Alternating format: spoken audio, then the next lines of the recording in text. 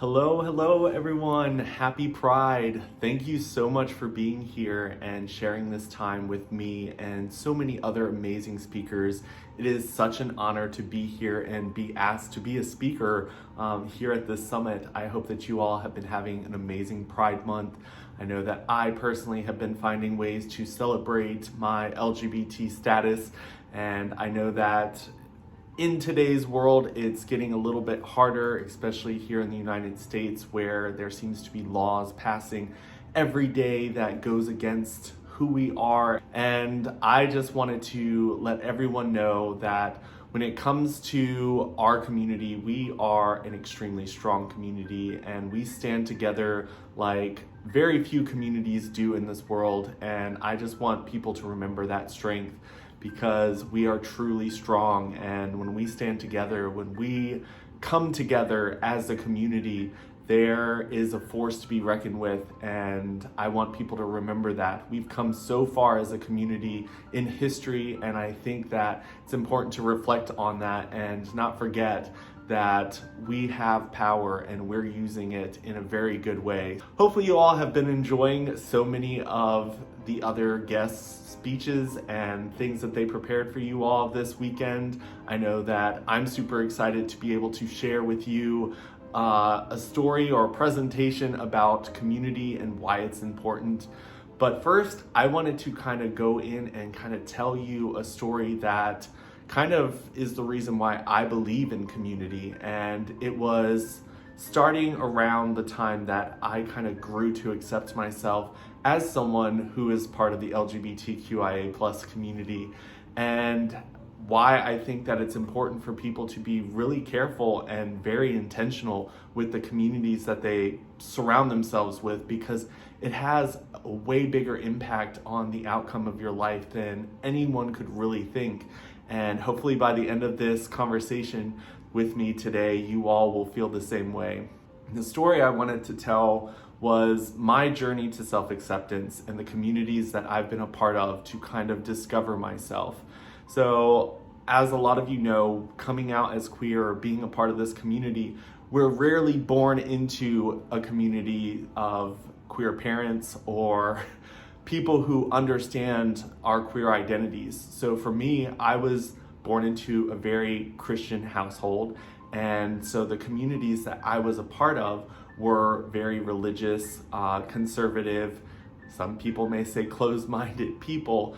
And for me, that was kind of how I started to identify myself, by what people were saying that I'm supposed to be, by what people were saying I shouldn't be. And for me, it wasn't really aligning because something about me didn't fit the standards of that community. And I think that a lot of people can feel that sense in the communities that maybe they're born into and haven't chosen for themselves. And I think that that's a really important part of everyone's journey, is realizing that just because you don't fit in with the current community that you're in doesn't mean that there's something wrong with you. It just means that you're not in a community that's there to support and grow you. So for me, it took going to college, getting away from my family who was very much pressuring me into a more conservative way of living. I grew up with the thought that no matter what, your elders are right, you are wrong. If you are younger, you have to respect everyone's opinion, even if it's hurting you. And for me, that kind of stuck, and that is something that I had to kind of unlearn. And I think in a lot of ways I'm still practicing unlearning, which I think a lot of people don't realize that it's a journey. It isn't something that just kind of ends. So today I want to talk to you about the things that I talk to my clients about when I'm working with people as a coach. And that's the 12 areas of life that I focus on. Just because these are the 12 that I focus on with my clients doesn't mean that you can't break them down into smaller categories for yourself. But I think it's important for people to realize that sometimes we feel like something's going wrong and we're not aligned. And a lot of times we'll focus on an area that we're really trying to make work, not even realizing that maybe it's in a different area that we're not getting the energy or the time that we need to successfully live in that area of life. and it's affecting another area of life. Sometimes, I mean, for me personally, if I'm dealing with a lot of family stress, that affects how I'm dealing with job stress. And I think it's important to kind of let people know that we can break this down and kind of see how it like moves, because as you grow, as you go through different events in life, certain things will become easier while others become harder. And that's just the way of life. So I want to break this down for you all really quick so you can take a look. I'm going to pull this up on the screen and you all can take a screenshot if you want. But the first area that we're going to talk about is self. And that's not when someone asks you to introduce yourself and you're looking and going, oh, well, this is my career. I have this many kids and all of this type of stuff, because you'll notice that the other areas kind of cover that. So self is, do you identify as a good person? Like, what do you believe about yourself? Do you look in the mirror and love who you see? That's really important. And a lot of people don't realize, like I said earlier, that those things can be impacted if one of these other areas aren't performing the way that it should. The next one is body. So when it comes to body, of course, this is going to be your physical appearance. So the previous one was self. So when you look in the mirror, do you think you're a good person? I'm not asking you if you think you're a beautiful person, because today's beauty standards can really put a hard pressure on you to feel like you don't fit in or you're not good enough. But the body is going to be on that area of self-image. And then love. Love doesn't necessarily mean love life, romantic partners. It can mean the connections with friends, the connections with family, sexual partners. It's all of that. And I think that it's important for people to focus on that area as well. And then the next one there you see is career. I like to say career/education because not everyone is at the point where they're doing their career that they want to be doing for life. But I think that that's an important thing for people to also take a look at, because sometimes your career can add a lot of stress to your life. It can definitely add a lot of stress in your life if you're not doing something that you're passionate about. Then the next one, I think money ties into career a little bit. And I think sometimes it may steer what you choose to educate yourself on as well. So as you go through these, you'll start to kind of know some of them tie into one another. And I think that all of them you can kind of look at and say, how does money tie into self?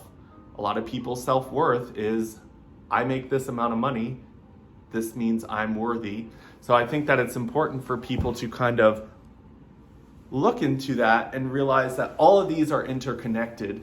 So the next one you'll see is time. So this is how you deal with time. Are you able to schedule things and go through them and actually handle things and schedule them in a way that you're able to go through life and not feel like you're constantly late, you're constantly giving up time to other people?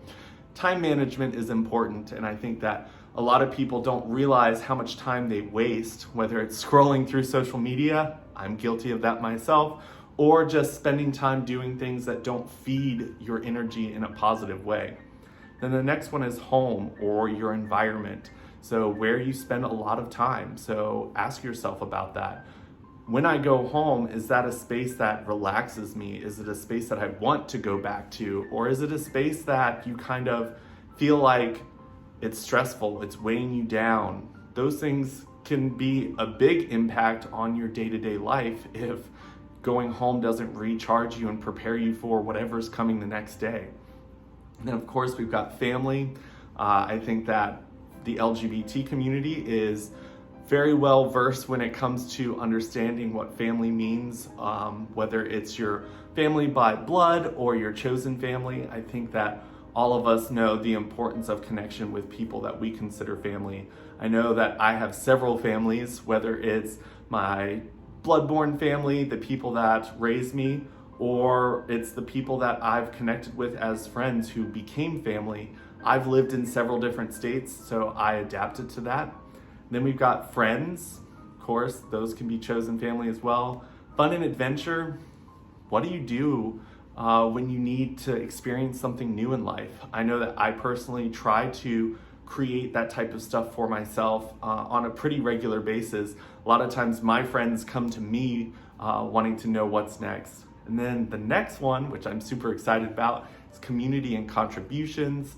And then you'll see spirituality is there at the end. That doesn't necessarily mean religion. It just kind of means what you see of the world. So whether that's you practice a certain religion or there's a spiritual connection to the universe or energy that you feel, I think that all of them are valid and can be appreciated. I don't think it's up to debate for people to attack each other in that way, as long as we're not trying to force other people to practice what we believe. But as you all see, the title of this one is community, so I wanted to circle back around to that one. And that one is so important, and I noticed that a lot of people who come to me and want to work with me as a coach struggle in this area. And for those who feel like they have a lot of community, sometimes they feel like maybe their community is a little bit more toxic than it should be. And that's what I wanted to talk to you all today about. So when it comes to community, I think that it's easy to define community in some ways, like whether it's your community that you go to school with. So you've got a campus community. Maybe you go to a religious establishment and you've got a community there. Or maybe you are someone who enjoys reading certain fantasy books. Maybe you're a comic book collector. Maybe you're like me and do content on the internet and you've created a community online. I know that for me personally, because of the pandemic, my online community grew so much larger. So I'm gonna pull up this screen here so you all can kind of take another screenshot and take a look at some of these ways that you can actually create community with one another.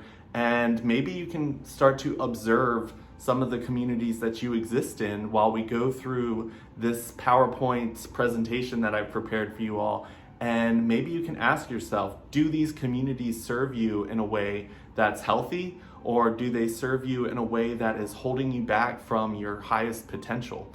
I know that for me, my journey has taken me through many communities, and looking back and seeing some of the ways that my communities held me back, as well as looking at some of the ones that really helped me grow as a person. I know for me, back in college, it took the LGBT community and hanging out with an amazing group of guys that helped me come to accept myself as part of the community, because I was very brainwashed when it came to my religious views, and I felt like I was not good enough. I was filth, that God wasn't going to love me. No one on this planet could appreciate me as a person. No matter what I did, I would never be good enough. So I had to constantly do good and atone for my sins, even though being gay, I was going to hell. So it took a community that truly loved themselves to kind of help me learn to love myself. So community is important, and that's why I wanted to talk to you about it today.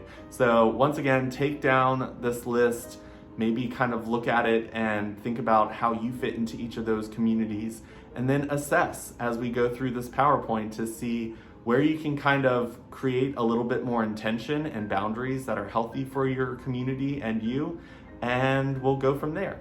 So as we go through life, we start to realize that there are different communities that we are a part of, whether it's through our passions, whether it's by that geographical location, or when it comes to the community that we are just kind of born into. It kind of shapes us as individuals. So this slide that I want to show you all here is kind of to show you how communities can kind of form. And when it comes to communities, a lot of times I don't think people fully realize that the reason we come together as a community is because we find similarities and we want to be surrounded by people who understand us and can connect with us because of those similarities. But something that makes communities stronger is the fact that we are diverse, we are complex. You're not going to join the LGBT community and find that every single person loves Lady Gaga and that everybody loves to go shopping. So this slide here that I'm about to show is here to help you kind of see that the LGBT community can be a starting space. It can be a space for you to meet other people in the queer community and connect with them and learn to connect with yourself and that identity. But then, as you kind of see the arrow pointing over to the two kids playing video games, maybe within that community, you will find a smaller community of LGBT people who enjoy video games. And then the arrow after that, you can maybe find someone who enjoys a specific video game. And you can kind of niche down your community to a point where you're surrounded by people who kind of understand you and have similar passions.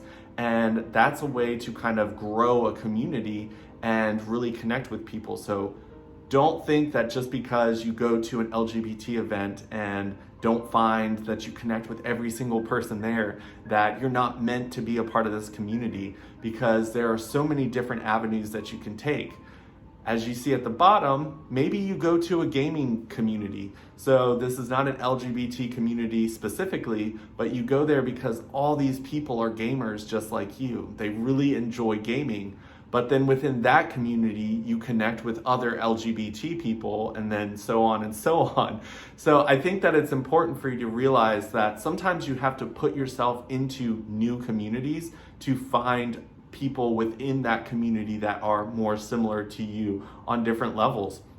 I know that for me personally, when it came to going to YouTube events out in California for VidCon, I realized that there were so many different niches out there, and maybe I didn't connect with the beauty vloggers, or maybe I didn't connect with the traveling vloggers, but we connected on the level that we were creating content for people to view.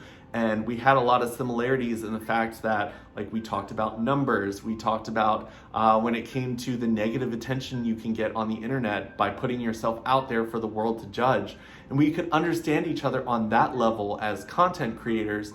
But then as you started to niche down, we started to kind of find other people who were more similar to you. So for me, I niched down into people who were LGBT people. I niched down into people who were content creators with a purpose when it came to coaching and wanting to help people create a better life. So I want you to think about the communities you're a part of and then kind of niche it down into smaller communities to where you can kind of understand what I'm going to be talking about on these next couple of slides. Okay, so I pulled this slide up because I want you all to think about your communities in this way. I want you to think, what can you contribute to this space? Why are you an important member to this space? And then also do it the flip way. How does your community serve you? Because for me, there was a lot of times where I felt like I was within a community where I served a very strong purpose, but I left that community feeling very empty. I didn't really feel fulfilled. I didn't feel supported. I didn't feel understood. And it turned out that that community was just looking for someone who could DD, that someone could just kind of be the responsible one while everyone else kind of partied and went crazy. And it's nice to kind of be able to reflect on that and look for a different community that maybe serves you and kind of has the same framework as you when it comes to drinking, when it comes to trying to grow yourself. Because when it comes to a community that kind of leaves you feeling empty, that leaves you in a place where growing is harder for you. It's not you say, this is what I want to do, and your community boosts you towards it. It's more along the lines of, you're like, I want to grow in this direction, and this community is just like, well, good luck. And sometimes in a community like that, there can be jealousy or things that kind of hold you back from actually achieving it. I know that for me, it took me a while to realize I was in a community when I moved back here to Virginia that was really holding me back, because every time I talked about wanting to be something more, they made me feel guilty for it, because they are like, well, what's wrong with right here? What's wrong with us? Why do you feel like you need to be better than this current community? And that's not the type of energy that you want. So look at this slide, take a screenshot of this slide, and just remember, when it comes to a community, it's just as important for you to be able to contribute to them as they contribute to you. So I mentioned this a little bit earlier in the conversation, but I wanted to dive a little bit deeper on the importance of boundaries. So I created this slide to kind of illustrate what boundaries mean and what it means to have healthy boundaries versus unhealthy boundaries. Because I think when you're creating community with people, it's important for you to kind of create a space that you know for sure these people respect the boundaries that you've created. So you'll see this first one, there's a little kid peeking his head around a brick wall. And I created this one because a lot of times people create boundaries like brick walls. It's almost impossible for someone to break through. And we assume that people respect us because they don't come around these boundaries that we've created. But in this way, we've also created a boundary that is impossible for people to really show us that, hey, I respect you. And that's something that where a lot of times people do it if they don't feel like they can trust people. So if you're in a community where you're not trusting people, that's something that you might want to kind of break down and figure out, because it's important to be in a space where you know that someone's going to have your back. When you say things that people are going to respect it and they're not going to go behind your back and talk about you. So think about that. Another thing, if you look at the one here in the middle with the line going between these two people, is creating boundaries that are so confusing that it's almost impossible for you to kind of say, hey, you've crossed this boundary.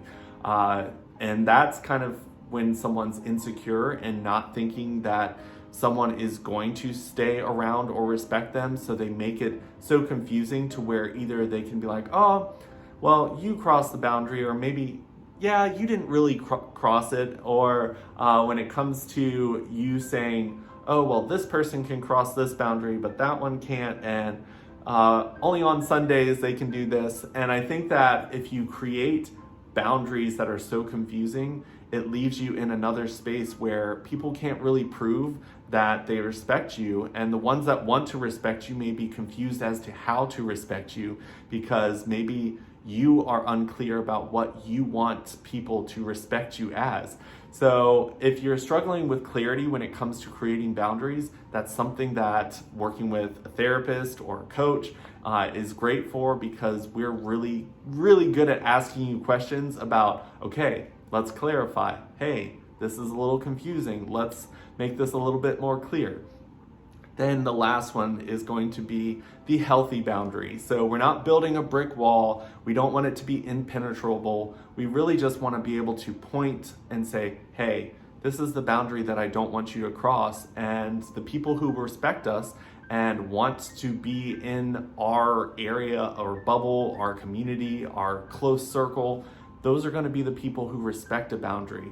And when it comes to those types of people, a lot of times if you are unclear, they will try to clarify and get more clear of to what boundaries you have so that they don't cross them. Now, I will say that sometimes to grow, we need to be able to have friends and communities that grow us, and sometimes that can be uncomfortable. So that's why I don't think a brick wall is great for boundaries, because that's you saying like, this is a boundary no one's ever going to cross. I'm not going to give anyone the opportunity to. So maybe another picture I could have used here is like a string that says, hey, this is my boundary. But then we still have the opportunity to say, hey, like, let's grow a little bit and move this boundary. Like, let's let someone in and let someone like celebrate you, touch your heart. If you've had your heart broken before, I'm sure some of your boundaries may have gone really up and you don't want people anywhere close to your heart because you know how much it hurts. But it's important to be able to create boundaries that are healthy for you and the communities that you're a part of. So at this point, I want to take a moment to kind of dive into a little side topic here. And I think that this is something that I realized a little bit later on in life, because I was always the type of person who felt like I didn't have a community that I really fit in with well. And I was constantly jumping from space to space to try to find a community that really aligned with who I was and the diverse, complex person that I am. And I realized that there aren't going to be areas where it's a perfect community unless you build a community yourself. And that's something that I kind of realized during the pandemic, which I was like hitting myself in the head for not realizing this earlier. But when it comes to building your own community, you have a lot more control in what that community consists of. And for me, I noticed that a lot of the reasons I left other communities was like toxic relationships when it came to like not supporting one another, talking behind each other's backs, lying, cheating, all these other things that really made the community a really small space for me. Like I didn't feel like there was much wiggle room for being anything other than someone that was like a supporting role in someone else's story. So it wasn't until I kind of created my own circle that I started to realize that, hey, I can create a space that doesn't have all of this. And yes, when you bring that many people, there's going to be small little spats. There aren't going to be everyone aligning with what you want to exist in your community.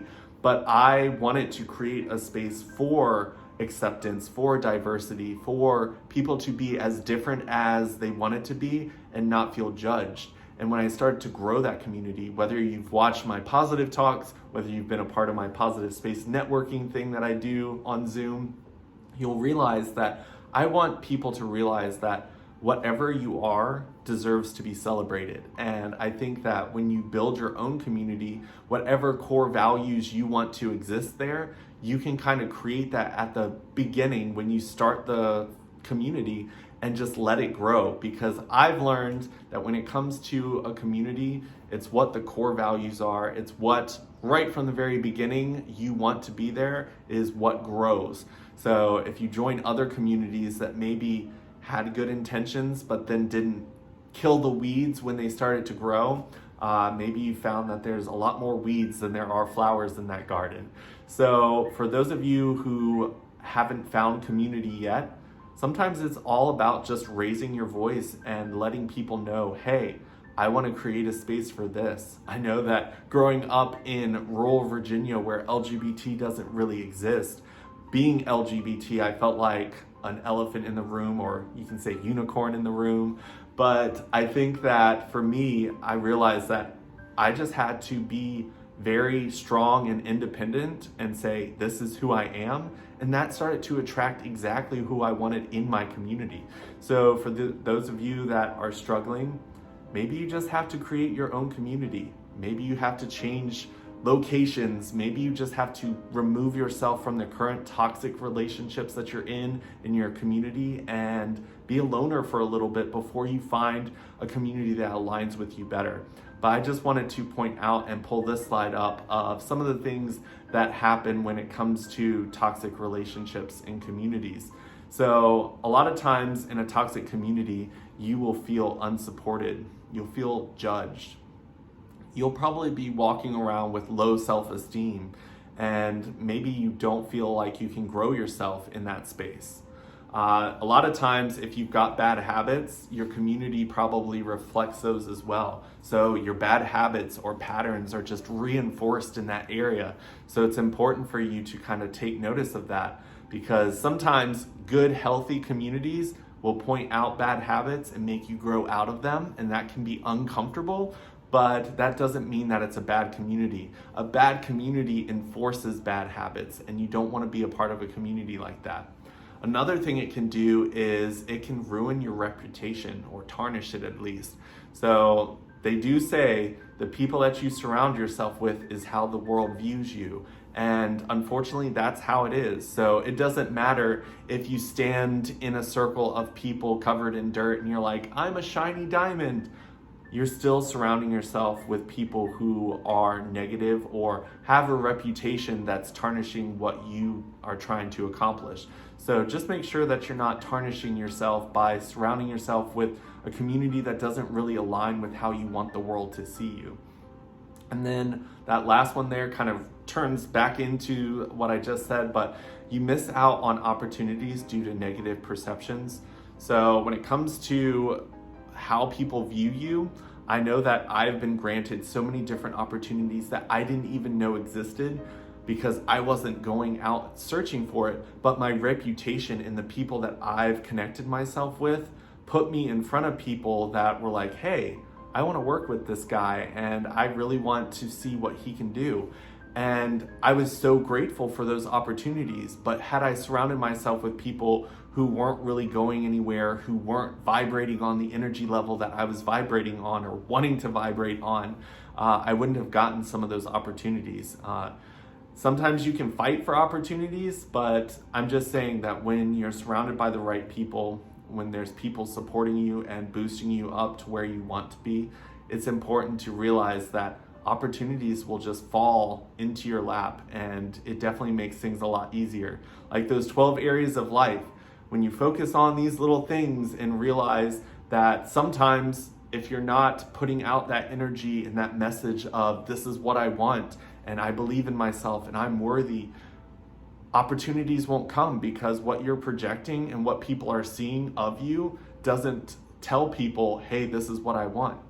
So your community can do that for you. And last but not least, I wanted to kind of talk about what a supportive community can do for you. I think that this is the reason why community is so important. And these were some of the things that I started to realize that existed within the communities that I really enjoyed and thrived in. So as you look at this slide, take a screenshot.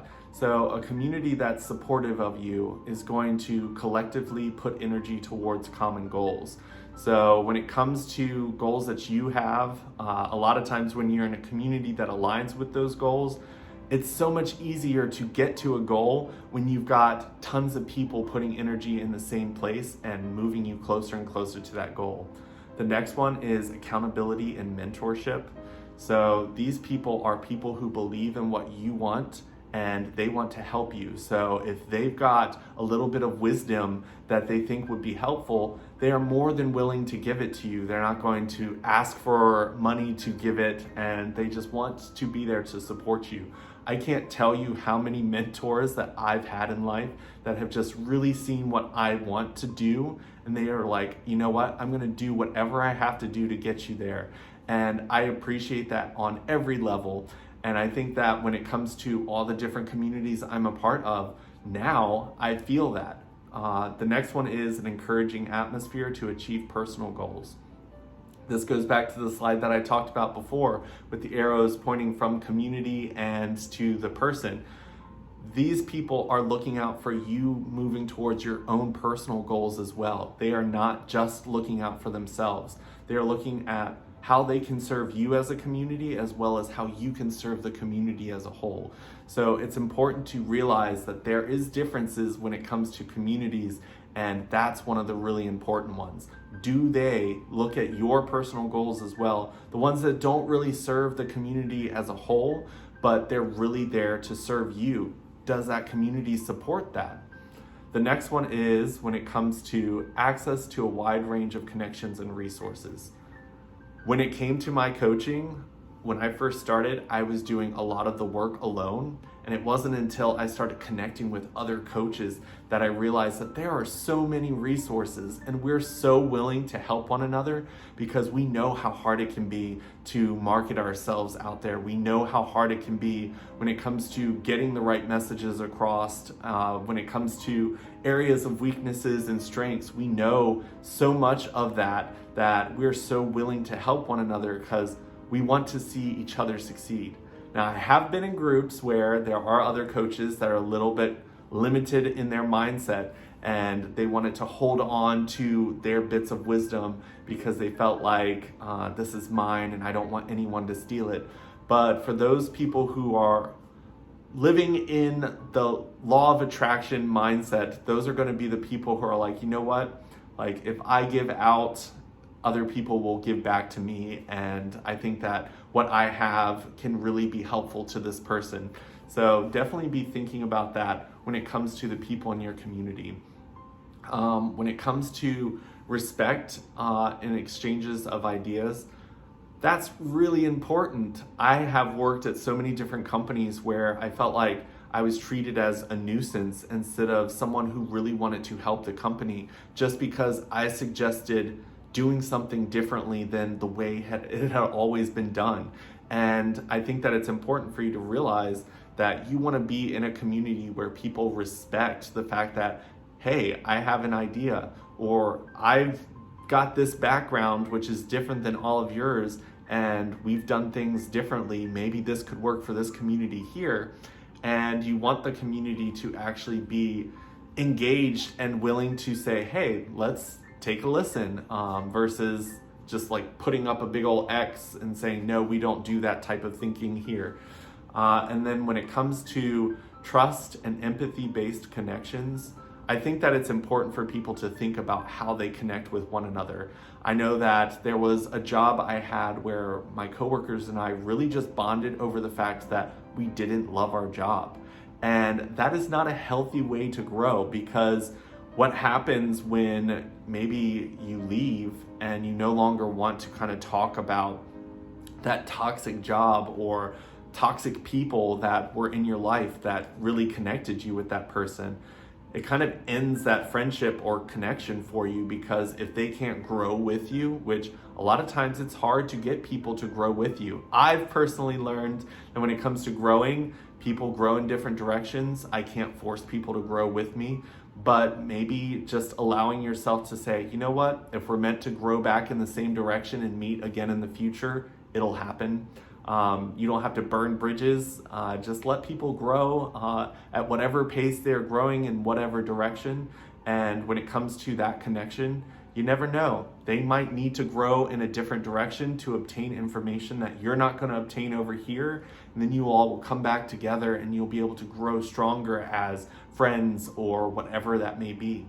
Because I think that when it comes to empathy, the world could use more of it in every aspect. And I think that when it comes to not holding yourself down and not destroying yourself when someone grows in a different direction, assuming that there's something wrong with you or that you're not growing in the right direction because someone took a different path. I know that for me, that was a hard lesson to learn. A lot of times when people grew away from me or weren't growing as quickly as I was, I would sit there and start to question everything about myself, and I would destroy my own self-worth because I was like, well, if the community is all going this way and I don't feel like that's the direction, like something must be wrong with me. When in all actuality, I was aiming towards something different, and I was meant to meet a new community that would grow me in a new way. I've been someone who's always asked for growth. So for me, life got hard because when you grow, you're leveling up, you're meeting people at different levels that are performing faster and higher than you were with the group that you were with before. But that's the beautiful thing about it. Stepping into that fear and uncomfortableness and allowing yourself to continue to grow. I've collected so many beautiful experiences by allowing myself to step through the fear of growing into something that's unknown. So I know we're getting close to the end of this conversation. I see that we're getting close to the 40-minute mark. So I wanted to leave on a positive note. I want you to realize that you are powerful. I think a lot of times we give our powers away to other people. We assume that our friends are supposed to be there to help us. We assume that there are people who are smarter, better looking, wealthier than us. And we always look at ourselves in the mirror as someone smaller than the ultimate being that we are. And that's something that I had to learn. I had to learn that I can give a compliment. I can help other people. You've grown through life. However many years you've been on this planet, you have learned different things. Yes, you are growing still and you don't know what's ahead, and there are plenty of things that you don't know. But when it comes to serving a community, don't forget of all the things that you've grown through and the things that you've obtained that may be useful to someone else around you. I've learned that when it came to just using my voice, that I could serve communities in ways that I never thought I could before, because communities need what you have. You just have to see what you have as something that's worthy of sharing and share it. So what I want to leave you all with is happy Pride. Don't forget that you are an extremely powerful person. No matter who you are, you've got something to share with the world. And when it comes to the way that the world is turning out, don't ever think that you don't have the power to create change. Sometimes maybe you need to localize the efforts that you put out there a little bit instead of looking at the wide world or the universe out there, because when it comes to local communities, we have a lot of power to create beautiful change in the world. And I want to see LGBT people being able to be out in the world in the future and not be afraid of being who they are, being their authentic self. So happy Pride, everyone. Thank you so much for being here and supporting this beautiful summit that Theo put together. And I will see you all soon. Bye.